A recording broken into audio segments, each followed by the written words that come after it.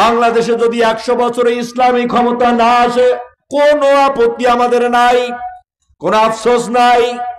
কিন্তু আফসোস এবং আপত্তি শুধু একটা জায়গায়, সেটা হলো যেদিন আপনি মরবেন, মরার পরে যেন আল্লাহর সামনে বলতে পারি, আল্লাহ আমি আপনার ইসলাম প্রতিষ্ঠার জন্য বাংলাদেশে চেষ্টা করেছিলাম, কিন্তু জালেম আর জালেমের প্রেদাত্তা পাঁচটা গোলামগুলো করতে দেয় না।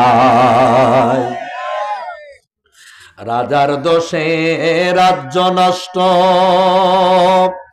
এ ভাই প্রজা কষ্ট পায়। নারীর দোষে সংসার নষ্ট, শান্তি চলে যায়। তোরা ভয় দেখিয়ে করছো শাসন, জয় দেখিয়ে নয়। সে ভয়ের টুটি ধরব টিপে, করব তাদের লয়। বড়া ফাঁসি পরে আর বহাসি, মৃত্যু জয়ের ফল। আর মোদের হস্তি দিয়েই জ্বলবে ওদের বজ্র নল। ঠিক কিনা? চেষ্টা, আপনি আপনার চেষ্টা অব্যাহত রাখেন। দিন প্রতিষ্ঠা না করা পর্যন্ত পৃথিবীতে শান্তি আসবে না, এটা মহাসত্য কথা। এটা আপনাকে বিশ্বাস করতে হবে। এই পৃথিবীতে কত নেতার আবির্ভাব হয়েছে, কত মানুষ এসেছে, কত মানুষ গিয়েছে, সবাই বলেছে পৃথিবীতে শান্তি প্রতিষ্ঠা করব, নিরাপত্তাহীনতায় তোমরা ভুগবা না, সমৃদ্ধশালী একটি দেশ তোমাদেরকে দেওয়া হবে। সবার জামানায় মানুষ হত্যা হয়েছে, মানুষ মরেছে, লাঞ্ছিত হয়েছে, নিগৃহীত হয়েছে, অপমানিত হয়েছে, অপদস্থ হয়েছে। রাসূলুল্লাহ বলেছেন সর্বশ্রেষ্ঠ যুগ আমার যুগ, অর্থাৎ কোরআনের সমাজ ব্যবস্থার উপরে কল্যাণ কেউ পৃথিবীতে আনতে পারে নাই। কথা বলেন, কথা ঠিক কিনা? সম্মানিত বন্ধুগণ, এই মাহফিলগুলোতে 3 শ্রেণীর মানুষেরা আসে। কয় শ্রেণী? আমার দিকে তাকান, এদিকে তাকান, ফলো মি, এদিকে তাকান এবং শুনতে হবে। এই মাহফিলগুলোতে কয় শ্রেণীর মানুষ আসে? প্রথমটা হচ্ছে পুরুষ ও দ্বিতীয়টা হচ্ছে নারী। আরো একটা জাতি আছে, পুরুষেরা তো পুরুষদের প্যান্ডেলে এসে বসে যায়, নারীরা তাদের স্টেজে গিয়ে তারা বসে যায়। আর একটা জাতি আছে, এরা নারীতেও গিয়ে বসতে পারে না, পুরুষের স্টেজেও আসতে পারে না। এ জাতির নাম কি? কথা বলে না কেন? এ জাতির নাম কি? সবাইকে জোর বলতে হবে যাতে বাইরের গুলো শুনতে পায়। কথা বুঝতে পেরেছেন? যারা হিজড়া মার্কা, পুরুষ নামের কলঙ্ক, নারী নামের যারা কলঙ্ক, তারা মাহফিলে আসার পরে বাইরে ফিল্ডিং মারে, মাহফিলের স্টেজে গিয়ে বসতে পারে না। কথা বলেন, কথা ঠিক কিনা? অতএব তাদেরকে 5টা মিনিট টাইম দেওয়া হলো। 5 মিনিটের ভিতরে যদি তারা স্টেজে না আসে, কোরআনের মুজিজায় কিন্তু হয়েও যেতে পারে। ঠিক কিনা? হতে পারে না? ক্ষমতা আছে না নাই কোরআনের? অতএব দ্রুত স্টেজের ভিতরে আসতে হবে। সম্মানিত বন্ধুগণ, একটু আগে আমি আপনাদের মাঝে একটি আয়াতে কারিমা তেলাওয়াত করেছি। সেই আয়াতে কারিমা থেকে যদি আমি এখন আলোচনা শুরু করি, 2-3টা ঘন্টা তো লাগবেই। কথা বুঝতে পেরেছেন? যেহেতু আজকে আমি জয়পুরে আসছি প্রথম, সেহেতু কিছু আলোচনা না করে গেলে আমার রাতে ঘুম হবে না। অতএব আমাকে কথা বলতেই হবে। কথা বলেন, কথা ঠিক কিনা? আর মাই গেলা ভাই, আবার বলতেছি, দ্বিতীয় ওয়ার্নিং, তোমার যাহা আছে তুমি সবকিছু দাও, তোমার তবিলে যা আছে সব দাও, আর আমার গলা যেন না টানে, পানি রেডি রাখেন এখানে। সম্মানিত ভাইরা, মহান আল্লাহ পাক বলেন, ইয়াউমা নাদউ কুল্লা উনাসিম বিইমামিহিম ফামান উতিয়া কিতাবাহু বিয়ামিনি ফাউলাইকা ইয়াকরাউনা কিতাবাহুম ওয়ালা ইউযলামুনা ফাতিলা। সূরা বনি ইসরাইল আয়াত নাম্বার হলো ৭১। মহান আল্লাহ তাআলা বলেন, এই পৃথিবীতে যতগুলো দল আছে আর দলের নেতা আছে, সব দলের নেতাদেরকে আমি আল্লাহ ধরব। কোথায় ধরবে? কথা কয় না। আল্লাহ ধরবে কোথায়? আসলে আপনাদেরকে আমি অনুরোধের সাথে বলতেছি, আপনারা কি বোবা না? কথা বলতে পারেন? যে কয়টা লোক আছেন আর কি কথা বলতে পারেন? তারপরও বলেন না কথা বলতে পারেন? একটু জবানটা দিয়ে কথা বের করার চেষ্টা করবেন। বক্তা শ্রোতা উভয়ের মধ্যে কথোপকথন না হলে কি সেই আলোচনা মাথায় ঢোকে? হ্যাঁ, এটা অন্তরে থাকে, এজন্য কথোপকথন করতে হয়। সম্মানিত ভাইয়েরা, আল্লাহ পাক বলেন, প্রত্যেকটি দল এবং দলের নেতাগুলোকে আমি ধরব, আর তাদের হাতের মধ্যে আমি আমলনামার কিতাব তুলে দেব। কোন মানুষের প্রতি আমি জুলুম করব না। এই কথাটা আপনারা কোথায় পাবেন? কোরআনের কোন জায়গা? খায়া ফেলাইছেন? একটু আগে তো বললাম। সূরাটার নাম কি? আয়াত নাম্বার কত? এগুলা জিজ্ঞাসা করব, উত্তর দিতে হবে। সূরা বনি ইসরাইলের ৭১ নাম্বার আয়াত। কান খুলে শুনুন জয়পুরবাসী। মহান আল্লাহ পাক বলেন, আমি প্রত্যেকটি দল এবং দলের নেতাগুলোকে ধরব, আর তাদের হাতের মধ্যে আমলনামার কিতাব তুলে দেব। কারো প্রতি কোনো জুলুম করব না। সম্মানিত ভাইয়েরা, এই সূরা বনি ইসরাইলের ৭১ নাম্বার আয়াত থেকে প্রমাণিত, এই দুনিয়ার সব নেতাদেরকে আল্লাহ পাক ধরবে। কথা বলছে না কেন? ধরবে কি ধরবে না?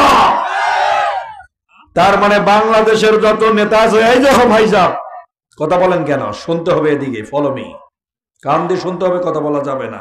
জিজ্ঞাসা করলে উত্তর দিতে হবে।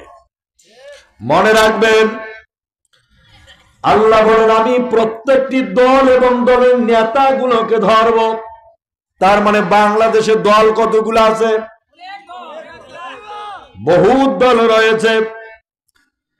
তার মানে সব দলের নেতাগুলোকে ধরা হবে, সব দলের নেতাদেরকে জিজ্ঞাসা করা হবে, দেশ ও দেশের মানুষ, জনপদের মানুষগুলোকে আপনারা কিসের জন্য ডাক দিয়েছিলেন? ধরেন বাংলাদেশে যদি ওনার মেয়েটাকে যদি আল্লাহ পাক হাসরের ময়দানে ধরেন, আপনি বাংলাদেশের মানুষগুলোকে 16-17টা বছর কিসের জন্য ডাক দিয়েছিলেন বলেন? কিসের কথা বলছিলেন বলেন? উনি নির্ঘাত বলবেন, পাওয়ার এবং ক্ষমতার জন্য ডাক দিয়েছিলাম। কিসের জন্য ডাক দিয়েছে? পাওয়ার এবং ক্ষমতা। সম্মানিত ভাইয়েরা, এই বাংলাদেশের যত দল আছে, সব দলের নেতাগুলোকে বলা হবে, কিসের জন্য তোমরা ডাক দিয়েছিলে? কেউ বলবে বাপের আদর্শ প্রতিষ্ঠার জন্য ডাক দিয়েছিলাম, আবার কেউ বলবে স্বামীর আদর্শ প্রতিষ্ঠার জন্য ডাক দিয়েছিলাম, আবার কেউ বলবে বউয়ের আদর্শ প্রতিষ্ঠার জন্য ডাক দিয়েছিলাম, আবার কেউ বলবে বেটির আদর্শ প্রতিষ্ঠার জন্য ডাক দিয়েছিলাম, আবার কেউ বলবে আল্লাহর আইন এই জমিনে প্রতিষ্ঠার জন্য ডাক দিয়েছিলাম। কোনটা সঠিক? এখন বোবা লাগছে, দেখেন কোনটা সঠিক? আল্লাহর পথে ডাক দেওয়াটা সঠিক নাকি মানুষের জন্য ডাক দেওয়াটা সঠিক? আল্লাহ পাক বলেন, ইয়া আইয়ুহাল্লাযীনা আমানু দুখুলু ফিস-সিলমি কাফা ওয়ালা তাত্তাবিউ খুতুওয়াতিশ শাইতান ইন্নাহু লাকুম আদুউম মুবিন। এ ভাই, এভাবে তো কথা বলা যাবে না, একটু দূর থেকে যাতে কথা বলতে পারি সেই ব্যবস্থাটা করবে। কথা বোঝো না কেন? আমার কষ্ট হচ্ছে তো। গলা তো আমার 10 মিনিট বলে যদি গলা শুকে যায়, আমার কথা বলতে হবে 2 থেকে 2.5 ঘন্টা। চিন্তা করেন তো ভাই। সম্মানিত ভাইয়েরা, সূরা বাকারার ভিতরে স্পষ্ট ভাবে জানিয়ে দিলেন, ইয়া আইয়ুহাল্লাযীনা আমানু দুখুলু ফিস-সিলমি কাফা। জোরে করে আল্লাহু আকবার। সূরা বাকারা আয়াত নাম্বার হচ্ছে 208। মহান আল্লাহ পাক বলেন, হে ঈমানদারগণ, তোমরা কখনো ইসলাম থেকে দূরে নয়, বরং ইসলামের ভিতরে পরিপূর্ণ ঢুকে যাও। কিসের ভিতর ঢুকে যাও? আর শয়তানের অনুসরণ করো না। কেন? শয়তান হচ্ছে তোমাদের শত্রু ছাড়া বন্ধু না। অজয়পুরবাসী, শয়তান আপনাদের শত্রু না বন্ধু? আর যারা কথা বলতেছেন না তাদের কি হয়? শয়তান আপনাদের শত্রু না বন্ধু? সবাইকে তো বলা লাগবে কার কার শত্রু দেখি লিল্লাহি তাকবীর।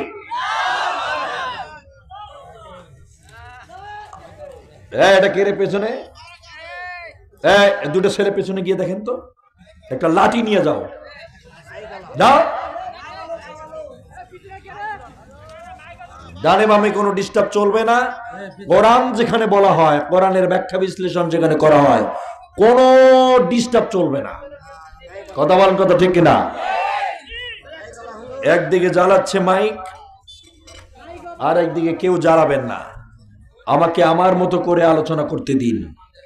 কি বলেন? একটা বক্তার সঙ্গে শ্রোতা, মাইক সবকিছু মিলে যেতে হবে, তবেই আলোচনাটার সৌন্দর্যতা বৃদ্ধি পায়। ঠিক আছে? আর এই মাইক আমার শুধু ঠোঁট আর গলা শুকিয়ে দিচ্ছে, কথা বলতে পারতেছি না। সম্মানিত ভাইয়েরা, আপনাদের উদ্দেশ্যে বলছি, মহান আল্লাহ পাক বলেন, হে ঈমানদারগণ, তোমরা ইসলামের ভিতর পরিপূর্ণভাবে ঢুকে যাও। শয়তানের অনুসরণ করো না, কারণ শয়তান তোমাদের শত্রু ছাড়া বন্ধু না। শয়তান তোমাদের শত্রু। শয়তান তোমাদের কি? এই আয়াতের ভিতরে আল্লাহ পাক 3টি কথা বলে দিয়েছেন। প্রথমটা হলো, হে ঈমানদারগণ, তোমরা ইসলামের ভিতর পুরাপুরি ঢুকে যাও। তার মানে জয়পুরবাসী, আপনারা ইসলামের ভিতর পরিপূর্ণ ঢুকে গেছেন। কথা বলে না? ঢুকছেন? তাহলে কি করছেন আপনারা? ইসলামের ভিতরে পরিপূর্ণ ঢোকেন নাই। আপনি শুধুমাত্র মনে করেন নামাজ আর রোজা, হজ আর যাকাত, এগুলোই মনে হয় পরিপূর্ণ ইসলাম। না রে ভাই, এগুলো হচ্ছে ইসলামের কিছু অংশ। কথা বলেন ঠিক কিনা? আল্লাহ বলেন, পরিপূর্ণ ইসলাম হলো আল ইয়াউমা আকমালতু লাকুম দীনাকুম ওয়া আতমামতু আলাইকুম নি'মাতি ওয়া রাদিতু লাকুমুল ইসলাম দীন। মহান আল্লাহ তাআলা বলেন, ইসলাম হচ্ছে তোমাদের জীবন ব্যবস্থা। ইসলাম তোমাদের কি? এটা তোমাদের কি? আল্লাহ তাআলা সূরা বাকারার 208 নম্বর আয়াতে বলল পরিপূর্ণভাবে ঢুকে যাও। এই ইসলাম তোমাদের ধর্ম নয়, ইসলাম হচ্ছে তোমাদের জীবন ব্যবস্থা। কে বলেছে? আল্লাহ বলছে ইসলাম হলো জীবন ব্যবস্থা, আর আপনারা বানাইছেন ইসলামটাকে ধর্ম। এটা সবচেয়ে বড় ভুল, এটা আপনাদের জীবনের সবচেয়ে বড় ভুল কাজ। এই দুনিয়ায় যত আবিষ্কৃত ধর্ম আছে সেগুলোকে ধর্ম বলা হয়, আর যেটা হচ্ছে জীবন পরিচালনার মাধ্যম সেটাকে জীবন ব্যবস্থা বলা হয়। কথা বলে না কেন? সম্মানিত মায়েরা, মোনাফেকদের আর একটা চরিত্র আছে। মোনাফেকরা হা বললেও মাথা নাড়ায়, না বললেও মাথা নাড়ায়। আর মুমিনদের একটা চরিত্র আছে, তারা মুখে দিয়ে আওয়াজ দেয়, তারা মুখ দিয়ে কথা বলে। ওরা হা বললে মাথা নাড়াবে, সমর্থন করবে, না বললেও মাথা নাড়াবে, মানে সমর্থন করলো। এটা কিন্তু মুমিনের কাজ নয়। মুমিনের কাজ হচ্ছে হাত দিয়ে নয়, মুখ দিয়ে কথা বলা। সম্মানিত ভাইরা, আপনাদের সমাজটাকে ঠিক করতে বুঝি আমার 7 দিন লাগবে, এরপরেই ওয়াজ শোনা লাগবে। আমার প্রিয় ভাইরা, আল্লাহ বলেন পরিপূর্ণভাবে ঢুকে যাও, শয়তানের অনুসরণ করো না, কারণ শয়তান তোমাদের শত্রু ছাড়া বন্ধু না। অজয়পুরের মানুষেরা সামান্য একটা মশার ভয়ে আপনারা কোথায় লুকান? তা পুরাপুরি ঢোকেন নাকি অর্ধেকটা ঢোকেন? খাবারের সময় আপনারা পরিপূর্ণভাবে খান নাকি অর্ধেক খেয়ে বের হয়ে আসেন? আপনি টয়লেট বাথরুম ওয়াশরুমে যখন যান সেখানে অর্ধেক করে বের হয়ে আসেন নাকি পরিপূর্ণ করে বের হন? সব জায়গায় পরিপূর্ণ করে চলেন, শুধু পরিপূর্ণ মানেন না আল্লাহর কোরআন। এই কোরআনে বলা হয়েছে নামাজ পড়া লাগবে, এই জন্য নামাজ পড়েন।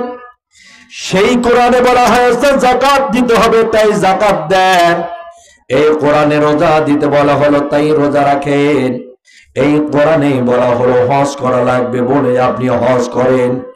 কিন্তু এই কোরআনে ব্যক্তি জীবন, সমাজ জীবন, রাষ্ট্র জীবন তথা ইন্টারন্যাশনাল জীবনেও যে আপনাকে কোরআনের আইন মানা লাগবে, সেই কথাগুলো কি কোরআনে আছে? মানেন আপনারা? মানেন? কথা বলেন এখানে, মানেন? তাহলে আপনি পরিপূর্ণ ইমানদার হলেন কিভাবে? আপনি পরিপূর্ণ ইমানদার হলেন কিভাবে? আপনাদের বিবেকের দ্বারা আমি আজকের আলোচনাগুলো দিয়ে যাচ্ছি। 5টা মানুষও যদি থাকেন ওই আলোচনায় আমি দেব। এখন হেদায়েত করা আর পাওয়া সব দুটোই আল্লাহ এবং আপনাদের ব্যাপার। আমার দাওয়াত দেওয়ার দায়িত্ব, তাই আমি বলে যাচ্ছি। মানা আর না মানার দায়িত্ব আপনাদের, আপনারা বিবেচনা করবেন। প্রিয় ভাইয়েরা আমার, আল্লাহ পাক বলেন পরিপূর্ণভাবে ঢুকে যাও। আমরা পরিপূর্ণভাবে না ঢুকে বরং আমরা কিছু কিছু আইন আল্লাহ তাআলার মেনে চললাম, আর বাকি আইনগুলো মানি শুধু শয়তানের। কার আইন মানেন আপনারা? দুনিয়া কি আল্লাহর কোরআন চলে? কথা বলে না কেন? আপনার কথা বলতে পারেন না, চলে? তাহলে কার আইন চলে? কোন শয়তান নাম নাই? নাম বলেন তো শুনি। এই দুনিয়ায় যত মানব রচিত আইন আছে সব আইনগুলো হচ্ছে শয়তানের তৈরি করা। আর একমাত্র মহাগ্রন্থ আল কোরআনে যত আইন, যত বিধান আছে সব হচ্ছে কার দেওয়া? এগুলো হচ্ছে সব আল্লাহ পাকের দেওয়া। আর যত দুনিয়ায় আইন কানুন মানুষ আবিষ্কার করেছে সব আবিষ্কৃত আইন হচ্ছে শয়তানের দেওয়া। সম্মানিত ভাইজান, চা খেয়ে লাভ হবে না। আল্লাহ পাক বলেন ইসলামের ভেতর পুরাপুরি ঢুকে যাও। আপনি শুধু কিছু আইন ইসলামের মেনে নিলেন আর বাকি আইনগুলো মেনে নিলেন মানুষের, তাহলে বুঝতে হবে দুনিয়ায় আল্লাহর আইন চলে না, চলে শুধু আইন শয়তানের। এখন আইন চলে লেনিনের, আইন চলে ইহুদিদের, আইন চলে মুরতাদদের, আল্লাহর বিধান চলে না। মহান আল্লাহ পাক জানিয়ে দিল ইন্নাল্লাহা আশতারা মিনাল মুমিনিনা আনফুসাহুম ওয়া আমওয়ালাহুম বিআন্না লাহুমুল জান্নাহ। এই আয়াতের ভিতর আল্লাহ পাক বলেন ইন্নাল্লাহা আশতারা মিনাল মুমিনিনা। ইন্না মানে হলো অবশ্যই, ইন্না মানে হলো শিওর, ইন্না মানে হলো 100% সিওরিটি। যা this is my final decision, Islam is the complete code of life. মহান আল্লাহ পাক বলেন আমি ফাইনাল ডিসিশন নিয়ে ফেলেছি, আমি আমার মুমিন বান্দাদের জান আর মালটাকে কিনে নিয়েছি বিআন্না লাহুমুল জান্নাহ, জান্নাতের বিনিময়। কিসের বিনিময়? কথা বলে না কেন?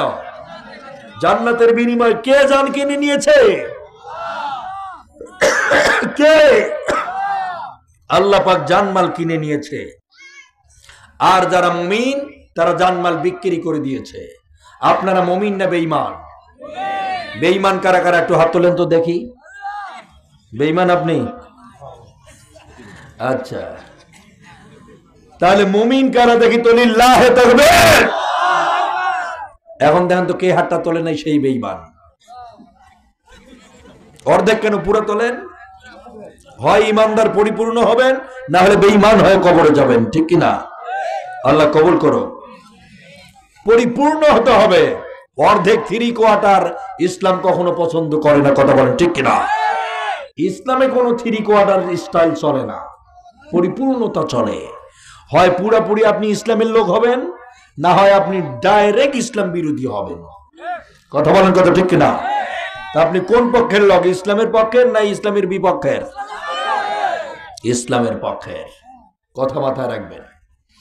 সম্মানিত ভাইয়েরা, আল্লাহ পাক বলেন আমি আমার মুমিনদের জানমাল কিনে নিয়েছি বিআন্না লাহুমুল জান্নাহ, আমার জান্নাতের বিনিময়ে। ও জয়পুর হাটের মানুষেরা শুনুন ভালো করে, ইমানদার হলেই জানমাল বিক্রি করে দেওয়া লাগে কার কাছে? কিনেটা কে? আল্লাহ বলছে বিআন্না লাহুমুল জান্নাহ। কোরআন কি আপনারা বোঝেন? তার রিয়াকশন আসে না কেন? কোরআনের কথা বলার সঙ্গে সঙ্গে তো রিয়াকশন আসার কথা। ইমানদারদের সঙ্গে সঙ্গে চুল থরথরা হয়ে যাবে, আর বেঈমানদের মেজাজ সঙ্গে সঙ্গে গরম হয়ে যাবে। এটাই হচ্ছে কোরআনের আরেক মুজিজা। কথা বুঝতে পেরেছেন? ঈমান থাকলে আপনি সঙ্গে সঙ্গে সাড়া দিবেন, ঈমানে আপনাকে উৎসাহিত করে দিবে। আর যদি ঈমান না থাকে তাহলে রাগ বেড়ে যাবে, গুসা হয়ে যাবে, মেজাজ গরম হবে, মাথা গরম হয়ে যাবে। তার মানে আপনি নিজেই বুঝতে পারবেন যে আপনি ঈমানদার নাকি আপনি বেঈমান। আমার প্রিয় ভাইরা, তাহলে এই আয়াত আল্লাহ পাক বলেন আমি জান্নাতের বিনিময় কিনে নিয়েছি। এখন যেই জানমালটা আল্লাহ কিনে নিল, সেই জানমালটা আপনাদের কথা অনুযায়ী চলবে নাকি আল্লাহর কথা অনুযায়ী চলবে? কার কথা অনুযায়ী? আল্লাহর কথা অনুযায়ী। এখন কি সেই আল্লাহর কথা অনুযায়ী জানমালটা চলে? কেন চলে না? কেন চালালেন না? আল্লাহ যদি হাসরের ময়দানে আপনাকে বলেন তুমি না মুমিনের দাবি করতা দুনিয়ায়, তুমি না ইমানদারের দাবি করতা, অথচ আমার কাছে জানমাল বিক্রি করে দিয়েছো, কিন্তু আমার বিধান দ্বারা চলতে পারো নাই, ওই দিন এমন এক ধরা খাবেন বাঁচার মতো কেউ থাকবে না।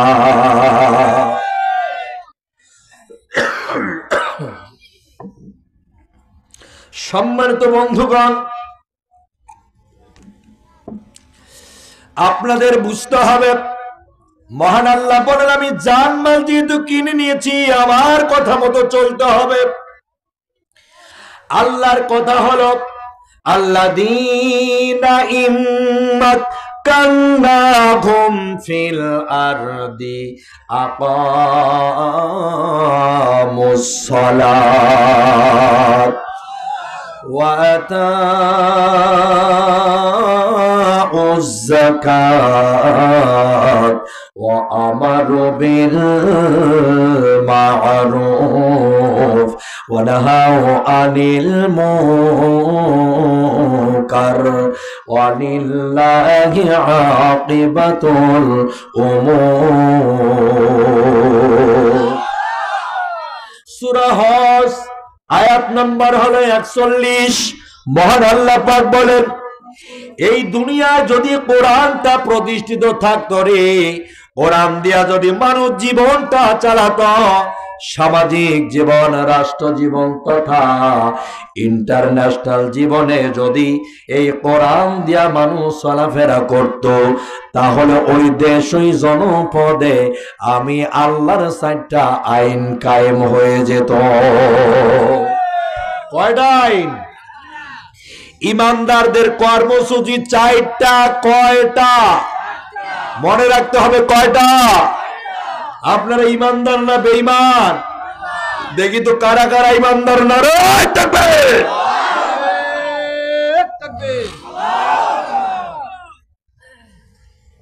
ইমানদারের 4টা কাজ রয়েছে।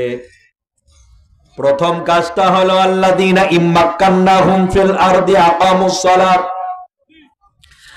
মহান আল্লাহ তাআলা বলেন দেশ ও জনপদে যদি এই কোরআনটা কায়েম হয়ে যেত, ইমানদাররা যদি নেতৃত্ব দিত, কোরআনী সমাজ ব্যবস্থা যদি চালু থাকতো, তাহলে দেশের মধ্যে ইমানদারেরা ক্ষমতার আসনে বসার সঙ্গে সঙ্গে 1 নম্বর আইন চালু করে দিত, নামাজ তোমাদের পড়াই লাগবে। নামাজ যদি না পড়ে আগাত, তাহলে 72 ঘন্টা তোমাকে নফল পড়া তোমার জন্য শাস্তি। 15 মিনিট 10 মিনিটে ফরজ নামাজ পড়া ভালো হবে নাকি 3 দিন ধরে নফল নামাজ পড়া শাস্তিটা মজা লাগবে? কথা কয় না কেন? কথা কয় না কেন? কোনটা আপনাদের জন্য ভালো হয়? 10 মিনিট 15 মিনিটে ফরজ নামাজ পড়া অনেক মজার ব্যাপার। 72 ঘন্টা অর্থাৎ 3 দিন ধরে আপনাকে নফল পড়া শাস্তি দেওয়া হবে। তখন যদি আজান হয়ে যেত, উযু ছাড়াই মানুষ মসজিদে দৌড় মেরে দিত। ওই তোর বাপরে বাপ, 72 ঘন্টা আমাকে শাস্তি দিবে, নফল নামাজ পড়া লাগবে 72 ঘন্টা, না এর চেয়ে 10 মিনিট 15 মিনিটে ভালো।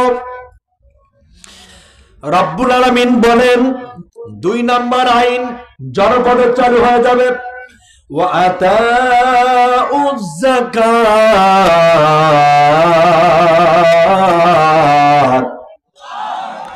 আল্লাহ বলেন ইমানদাররা কোরআনের সমাজ ব্যবস্থা যখন চালু হয়ে যাবে, 2 নম্বর আইন তারা চালু করবে, দেশ ও জনপদের ব্যাংকগুলোতে তারা যাকাত ভিত্তিক অর্থনীতি করবে। বাংলাদেশে কি এখন নামাজের বিল আছে? আইন আছে? কথা সবাই বললে কি আওয়াজ এতটুকু হয়? এদের সামনে নির্বাচন আসতেছে, একটা সার যে কি শক্তি রে ভাই, মাটি চাটি রাস্তাঘাট সব আপনারা ফাড়ে ফেলাবেন, ঠিক না? কিন্তু এখন জিজ্ঞাসা করছি কোরআনের ব্যাখ্যায়, আপনি কথায় বলতে পারেন না, মানে বোবা শয়তান হয়ে গেছেন, জবান খুলতেছে না। সম্মানিত ভাইরা, বোঝা লাগবে আপনাদের। মহান আল্লাহ তাআলা বলেন 1 নম্বর আইনটা হলো নামাজের বিধান চালু করবে তারা। 2 নম্বর হলো যাকাত ভিত্তিক অর্থনীতি দেশের মধ্যে চালু হয়ে যাবে। সম্মানিত বন্ধুগণ, বাংলাদেশটা 1971 স্বাধীন হয়েছে একবার, আবার 2024 সালে আর একবার স্বাধীন হয়ে গেল। তবে 1971 যুদ্ধ আমরা দেখি নাই, তবে 24 সালের যুদ্ধ আমরা করেছি। এই যে বাংলাদেশে 50-55টা বছর 52টা বছর চলেই গেল, মরহুম প্রেসিডেন্ট শেখ মুজিবুর রহমান থেকে শুরু করে নিয়া তার বেটি, এরপরে শহীদ প্রেসিডেন্ট জিয়াউর রহমান থেকে শুরু করে তার বউ খালেদা, এরপরে রংপুরের এরশাদ মামু থেকে শুরু করে বাংলাদেশে বহু নেতা নেত্রী, বহুগুলো প্রেসিডেন্ট এলো আর গেল। সবাই হিন্দু ছিল না মুসলিম ছিল? কথা বলে না কেন? শুধু মুসলিমে না, সবাই তারা দাবি করেছে আমরা ইমানদার, আমরা মুত্তাকি পরহেজগার। আল্লাহ বলেন মুত্তাকি হলে 4টা কাজ সারা চালু করবে। আর যদি দেখো এই 4টা কাজের কোনটা চালু নাই, তাহলে বুঝতে হবে তারা ইমানদার নয়, ওরা আসলেই ইমানদার নয়, তারা বেঈমান। এতগুলো নেতা নেত্রী আসলো, সবাই বলল আমি ইমানদার। আল্লাহ বলে ইমানদার হলে 4টা কাজ চালু করবে। 1 নাম্বার নামাজ, 2 নাম্বার হলো যাকাত, 3 নাম্বার হলো আমারু বিল মারুফ ওয়া নাহাউ আনিল মুনকার ওয়ালিল্লাহি আকিবাতুল উমুর। আল্লাহ বলেন 3 নাম্বার ভালো কাজের জন্য উৎসাহিত করবে, আর খারাপ কাজে তারা বাধা দিবে। এই 4টি কাজ হচ্ছে ইমানদারের কাজ। যদি দেখো এই 4টা কাজ চালু থাকে, তাহলে বুঝতে হবে ইমানদার ক্ষমতায় আছে। আর যদি দেখো এই 4টা কাজের একটাও চালু নাই, তাহলে বুঝতে হবে বেঈমান জালেমরা ক্ষমতায় আছে। এটা সাধারণ কথা বোঝেন না নাকি? মাথায় ঢোকে না? ঢোকে না? আল্লাহ বলে কোরআন দিয়া, এই হচ্ছে ইমানদারদের কাজ, এগুলো হচ্ছে মুত্তাকির কাজ।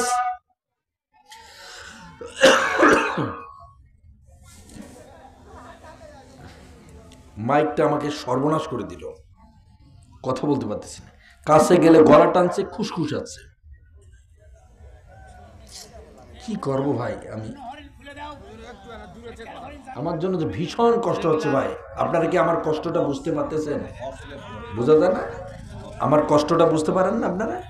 যদি না পারেন তাহলে তো কিছুই করলেন না আমার জন্য।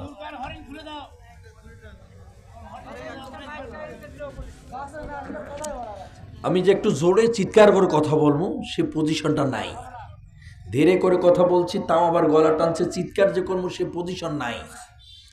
একটু দূরে আসলে তো সেই আওয়াজ যাবে না, স্পষ্ট হবে না। কাছে গিয়ে দেখতেছেন না আমি এইভাবে কথা বলতেছি তখন থেকে। আর যখন মাইক পিছে মুখ লাগায় কথা বলবেন, তখন আপনার গলার ঠোঁট শুকাই দিবে সঙ্গে সঙ্গে। বুঝতে পারেন না? এজন্য একটু ইজি করতে হয়। এত বড় আয়োজন, মাইক সার্ভিসটা ভালো হওয়া দরকার না? প্রতি রাত এবং দিনের বেলা আমাদের কথা বলা লাগে। অল টাইম তাফসিরের ময়দান আমাদেরকে কোরআন হাদিস মানুষের সামনে উপস্থাপন করতে হয়। এত কষ্ট করে কথা বলা যায় বলেন তো? সম্মানিত ভাইয়েরা, তাহলে 4টা জিনিস ইমানদারের কর্মসূচি। কয়টা? 4টা হচ্ছে ইমানদারের কাজ। 1 নাম্বার হচ্ছে নামাজের বিল তারা চালু করবে, 2 নাম্বার হচ্ছে জাকাত ভিত্তিক অর্থনীতি তারা চালু করে দিবে। তা বাংলাদেশে কি জাকাতের বিল আছে? কোন ব্যাংকে চালু আছে? নাই। আপনি বিশ্ব ব্যাংকে যান, সেখানে জাকাতের সিস্টেম নাই। জনতা ব্যাংকে, রূপালী ব্যাংকে, কৃষি ব্যাংকে, ডাচ বাংলা ব্যাংকে আপনি কোথাও জাকাত ভিত্তিক অর্থনীতি পাবেন না। আছে শুধু ইংল্যান্ডের তৈরি করা সুদ ভিত্তিক জীবন ব্যবস্থা। কথা বলেন ঠিক কিনা? সম্মানিত ভাইয়েরা, তাহলে ইংল্যান্ডের ইহুদিরা পৃথিবীতে আবিষ্কার করলো সুদ। সেই সুদ আজ বাংলার ঘরে ঘরে, প্রতিটি ব্যাংকিং ব্যবস্থাপনায়, এমনকি প্রত্যেকটা মানুষের পকেটে পকেটে ঢুকে গেছে। কিভাবে নামাজ আদায় হবে, কিভাবে কবুল হবে আপনার আমল, আপনি চিন্তা করেন। আমার প্রিয় ভাইয়েরা, যদি দেখো এই 4টা কাজের কোনোটাই চালু নাই, তাহলে তো নিশ্চয়ই কোনো এক আইন চালু আছে।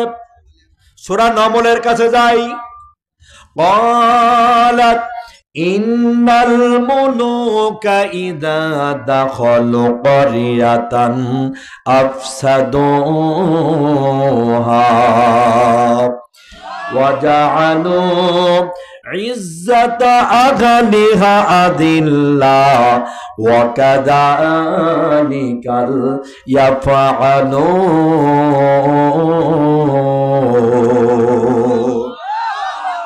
সূরা নমল আয়াত নম্বর 34। মহান আল্লাহ পাক বলেন, দুনিয়ায় যদি ইমানদারদের কর্মসূচি চালু না থাকে, ইসলামী সমাজ ব্যবস্থা যদি দুনিয়ায় না থাকে, তাহলে বুঝতে হবে একটা কর্মসূচি চালু আছে। সে কর্মসূচিটা হলো জালেমের কর্মসূচি। সেই কর্মসূচি আল্লাহ পাক বলেন, ইজ্জাতা আহলিহা আযিল্লা, জালেমরা যখন ক্ষমতায় থাকবে তখন ইজ্জত সম্মানওয়ালা মানুষদেরকে ওরা ধরবে, ধরে ধরে তারা সম্মানহানি করে ছেড়ে দিবে। এই যে 16-17টা বছরের কথা বলি, চিৎকার করতে পারতেছি না, তারপরেও বলার চেষ্টা করছি।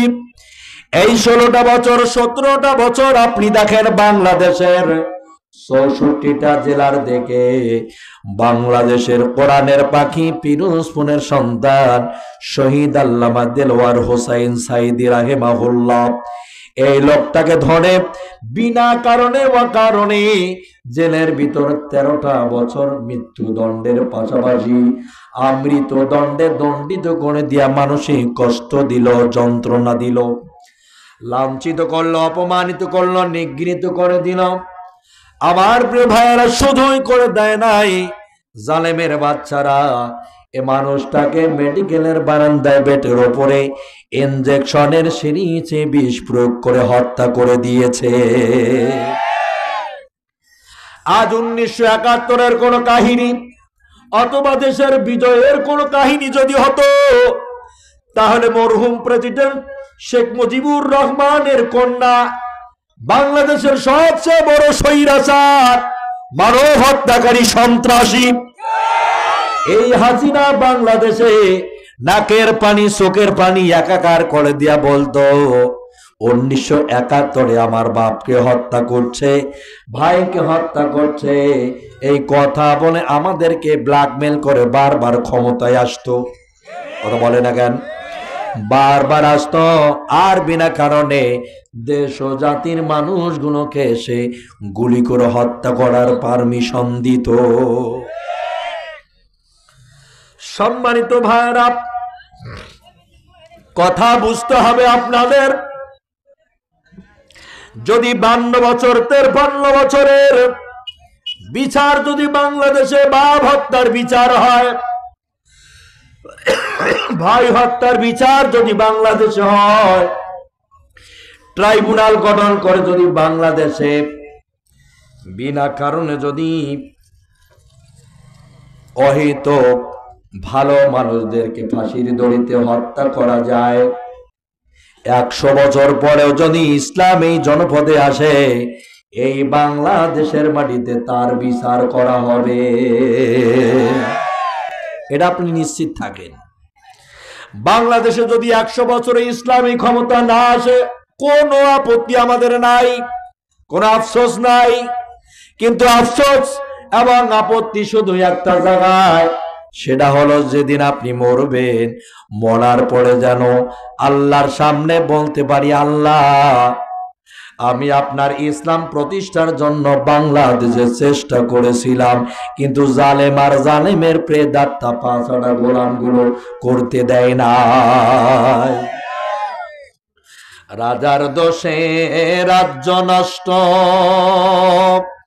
এ ভাই প্রজা কষ্ট পায়, নারীর দোষে সংসার নষ্ট, শান্তি চলে যায়।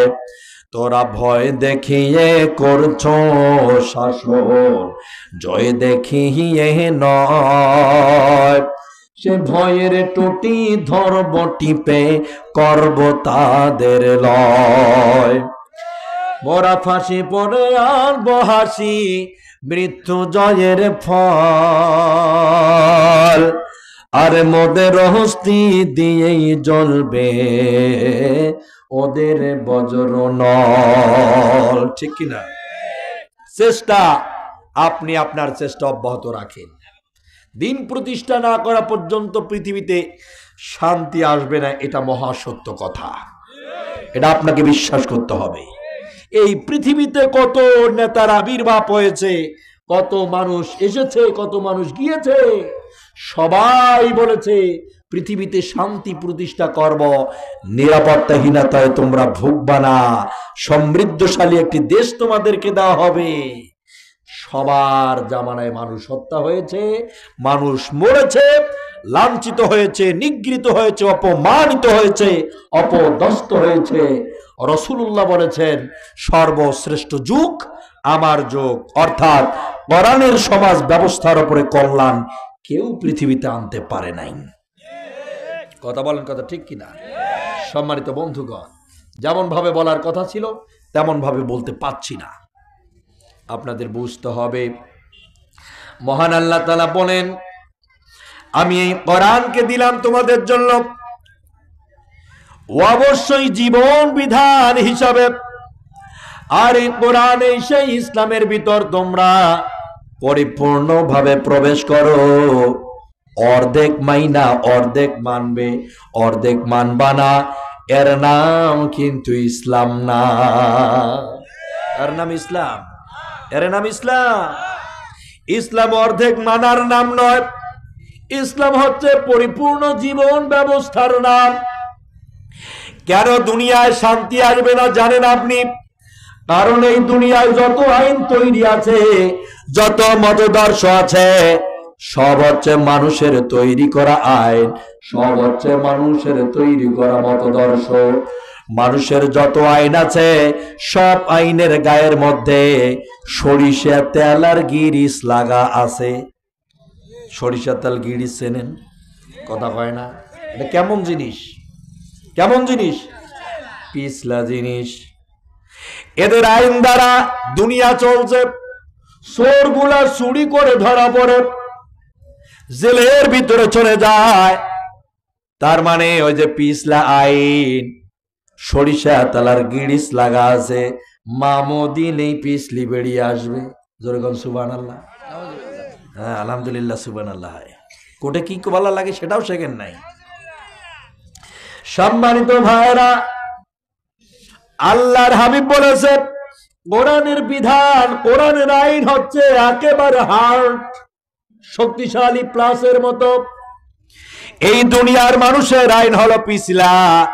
চোর চুরি করে ধরা পড়ে, জেল থেকে এই বেটা ডাকাত হয়ে বেরিয়ে আসে, ডাকাত হয়ে ধরা পড়ে, ও আবার ডাকাতের গডফাদার হয়ে বেরিয়ে আসে, ডাকাতের গডফাদার হয়ে ধরা পড়ে, ও এবার মাস্টার মাইন্দাতা হয়ে বেরিয়ে আসে। অথচ কোরআনের আইন কি জানেন? চোর যদি ধরা পড়ে তাহলে কি করা হবে? এক কথা কয় না কেন? কি করা হবে? চোর যদি ধরা পড়ে হাত কাটা যাবে। এই চোরের বাচ্চাগুলা, এই ডাকাতের বাচ্চাগুলো কোরআনকে বাংলাদেশে প্রতিষ্ঠা করতে দেয় না। কারণ কোরআন যদি প্রতিষ্ঠিত হয়ে যায়, আল্লাহর বিধানের আইন যদি চালু হয়ে যায়, এই চোরের বাচ্চাগুলোর চুরি করে খাওয়া হবে না, ডাকাতি করা হবে না। তখন দেশের টাকা পাচার করে বিদেশের মাটিতে ব্যাংক ব্যালেন্স করা যাবে না। সম্মানিত ভাইরা, আল্লাহর কোরআনের বিধান, ইসলামের আইন বড় মারাত্মক আইন। আমার প্রিয় বন্ধুগণ, দুনিয়াতে যতদিন ইসলামী সমাজ ব্যবস্থা আসবে না, শান্তি এই জমিনে আসা সম্ভাবনা নাই। আছে নাকি? একটা বাগানে আম পাকতেছিল, তো বাগানের মালিক হঠাৎ করে বাগানে ঢুকে গেছে। ঢুকে দেখতে পেল এক যুবক তার বাগানের আম পাড়তেছে। লোকটা এই ছেলেটারে হাত ধরে বলল, বেটা আমার বাগানের আম পারিস? আজকে তোর বাপের কাছে আমি বিচার দেব চুরি করেছস। ছেলেটা বলেছে চাচা বিচার হবে